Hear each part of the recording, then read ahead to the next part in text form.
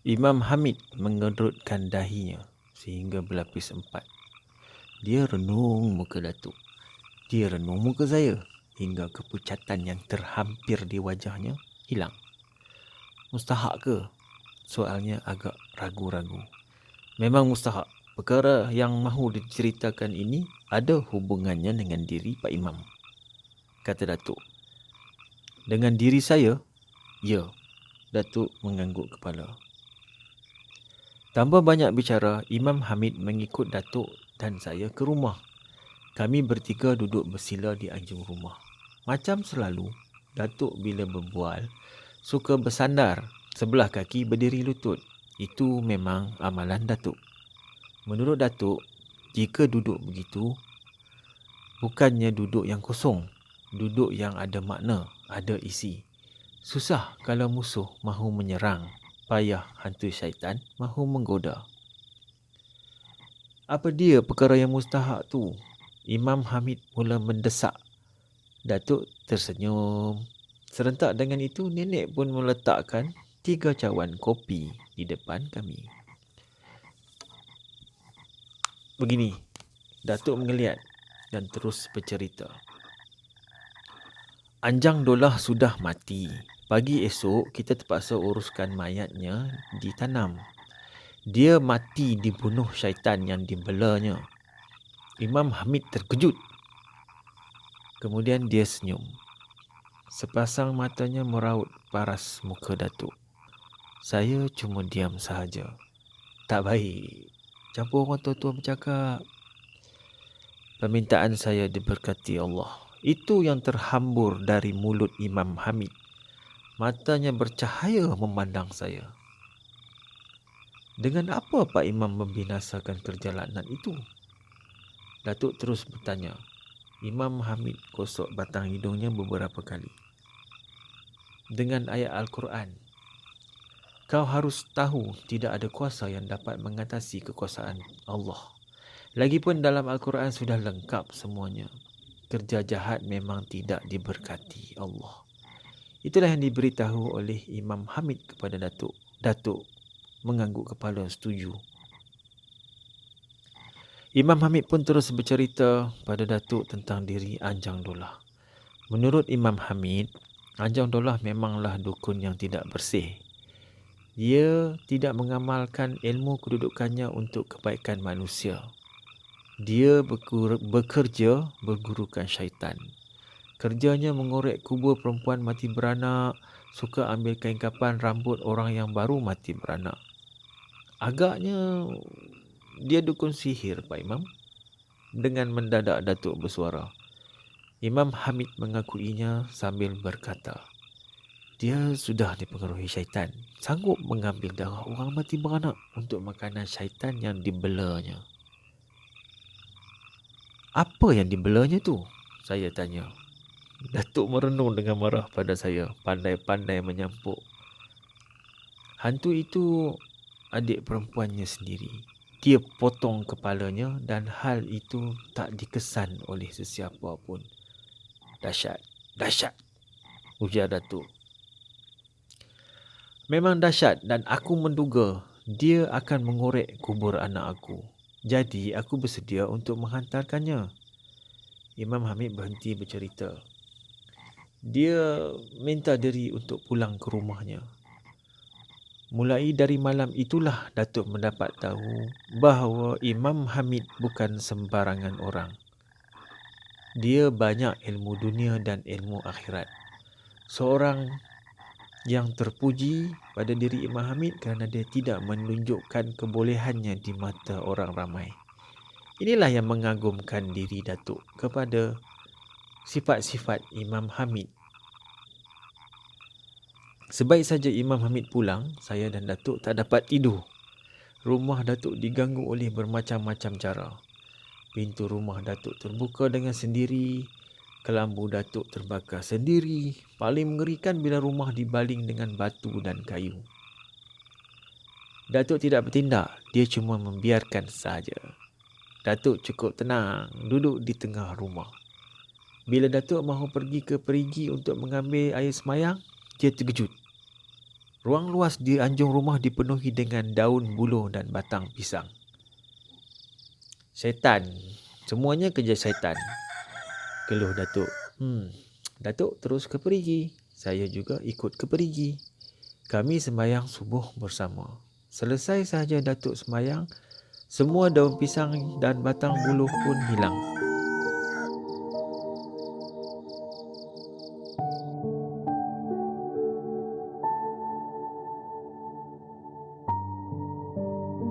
Pagi itu, kami berdua segera pergi ke tanah kubur.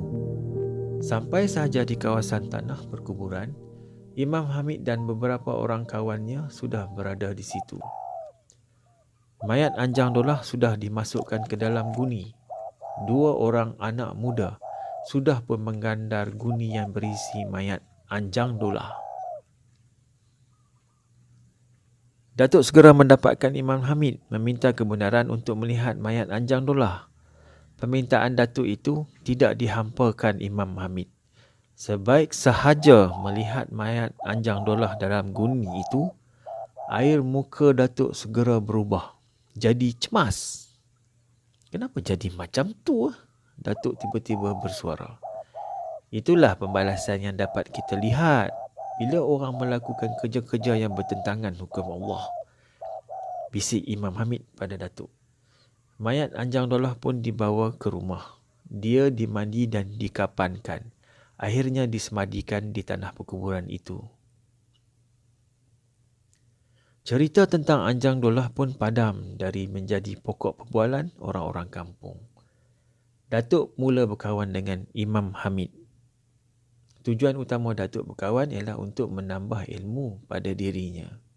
Orang yang selalu dibawa Datuk ke rumah Imam Hamid tak lain dan tak bukan saya lah. Kadang-kadang saya jadi bosan dan benci dengan perangai Datuk. Bila saya memprotes, Datuk cuma ketawa sahaja. Dia berharap benar-benar supaya saya ambil tahu tentang kepandaian orang Melayu dalam beberapa bidang tertentu yang menurut Datuk kebolehan dan kepandaian itu sudah mulai pupus. Pada dasarnya, saya setuju dengan apa yang diperkatakan oleh Datuk itu. Aku tak mahu kau jadi dukun. Aku tak mahu kau jadi pawang, kata Datuk kepada saya pada suatu malam. Tak guna saya ikut Datuk. Ada gunanya. Apa gunanya? Sekadar untuk tahu saja tapi tak lebih daripada tu. Aku mahu kau jadi doktor atau peguam. Jadi dukun sama juga tarafnya dengan doktor. Saya saja je lah. Itu pendapat yang salah, kata Datuk. Kerana malam itu terlalu dingin, saya minta pada Datuk untuk tidur dalam biliknya. Permintaan saya itu diizinkan oleh Datuk dengan syarat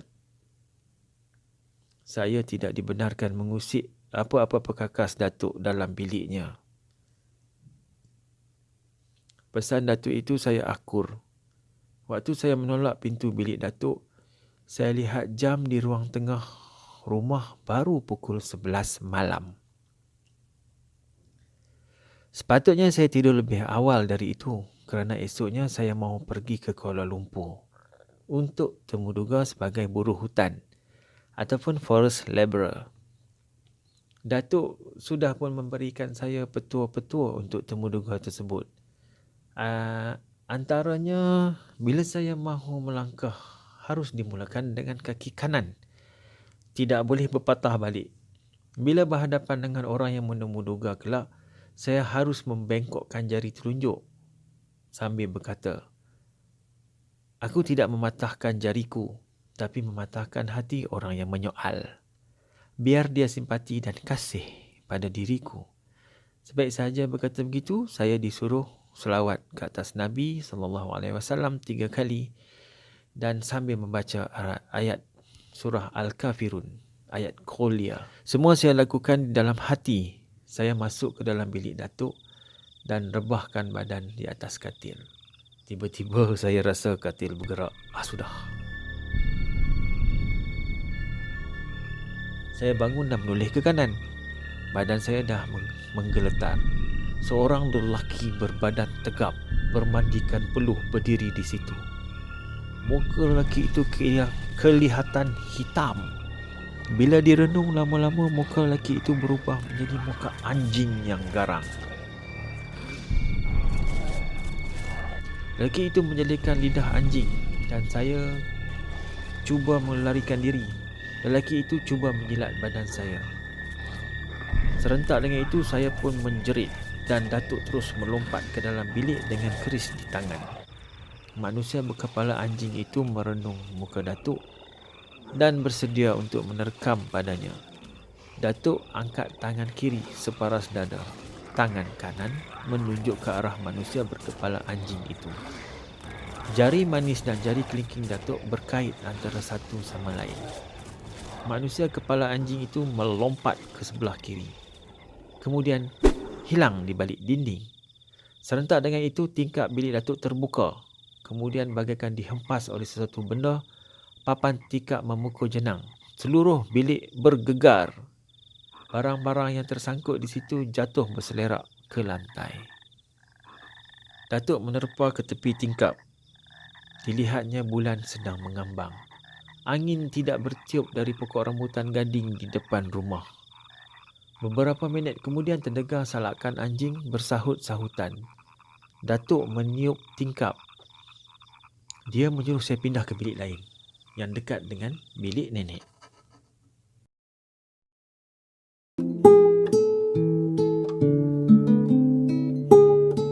Jaga cucu kita ni baik-baik, Datuk beritahu nenek. Awak nak ke mana? Aku nak selesaikan masalah baru ni di rumah Imam Hamid. Awak nak pergi seorang ke? Tentulah. Baru 5 langkah Datuk melangkah di halaman, terdengar jeritan orang perempuan dari rumah Husin Janggut. Datuk bergegas ke situ. Kenapa Sin? Bilik anak dara saya dimasuki orang berkepala anjing. Kemudian apa jadinya? Dia cuba bawa anak dara saya keluar dari rumah ni, sungut Husin Janggut. Dalam beberapa detik saja, rumah Husin Janggut mula dikerumuni orang kampung.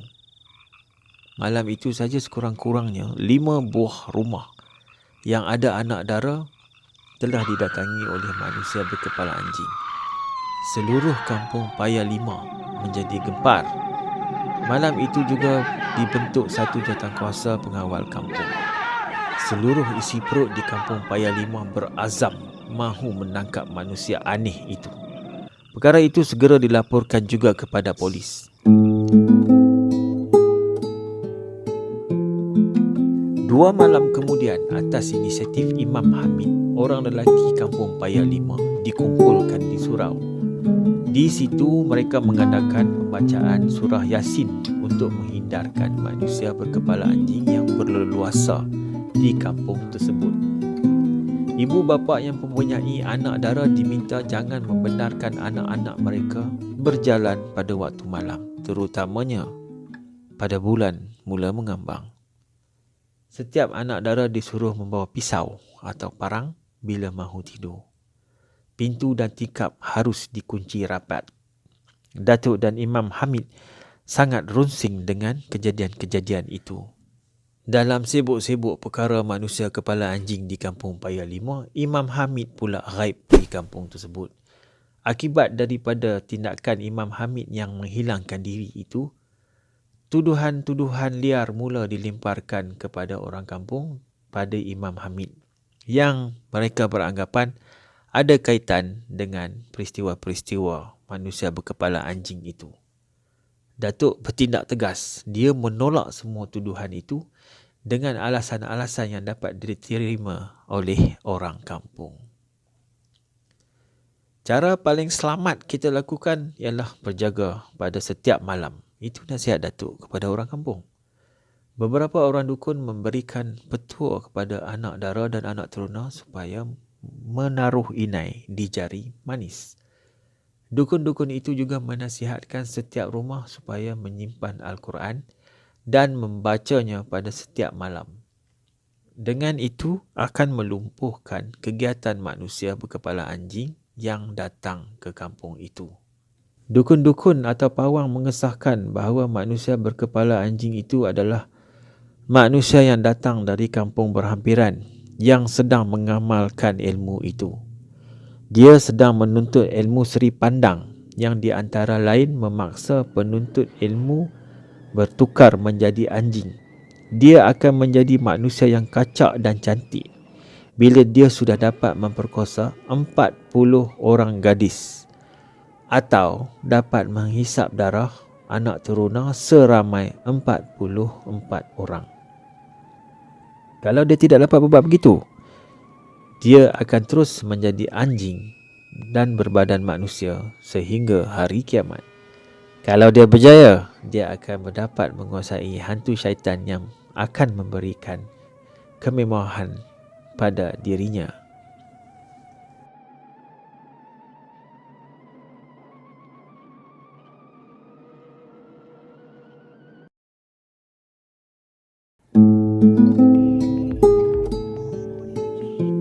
Malam itu, Datuk pulang dari surau sesudah membaca Yasin. Waktu Datuk mahu melintasi parit kecil yang memisahkan kampung Payak Besar dengan kampung Payak Lima, Datuk terpandang pokok keduduk dan serunai laut tepi parit itu bergerak-gerak. Datuk sembunyikan diri di balik pokok besar. Di langit, bulan mula mengambang. Makin kuat sinar bulan, makin kuat pokok kecil-kecil itu bergerak. Salakan anjing mula bersuara keras. Datuk membuat keputusan untuk menyiasat dan untuk mengetahui apakah gerangan yang bergerak di dalam hutan pokok keduduk itu tadi. Bila bulan sudah cukup terang, Datuk melihat satu lembaga manusia bergerak dan berjalan seperti anjing, mencium-cium tanah dan pokok-pokok di situ.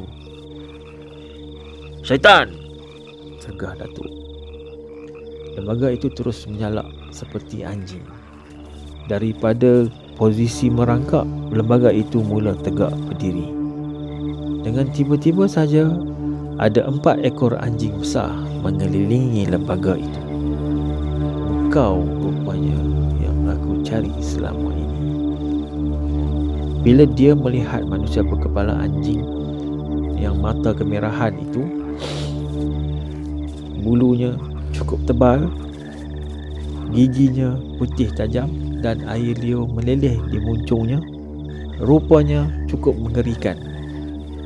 Dalam pada itu, manusia berkepala anjing itu mula menerkam pada Datuk. Seperti selalu, Datuk yang mahir bersilat mengelak dengan mudah. Perbuatan Datuk itu menyebabkan manusia kepala anjing itu terbabas dan rebah maka berdarah. Dia melolong dengan kuatnya. 4 ekor anjing hitam yang di sampingnya itu datang menyerang Datuk. Anehnya semua anjing-anjing itu hilang, entah ke mana. Bila Datuk membaca ayat kursi, dengan itu hati Datuk menjadi bertambah kuat untuk berhadapan dengan syaitan-syaitan itu. Sekarang Datuk berhadapan dengan manusia berkepala anjing itu.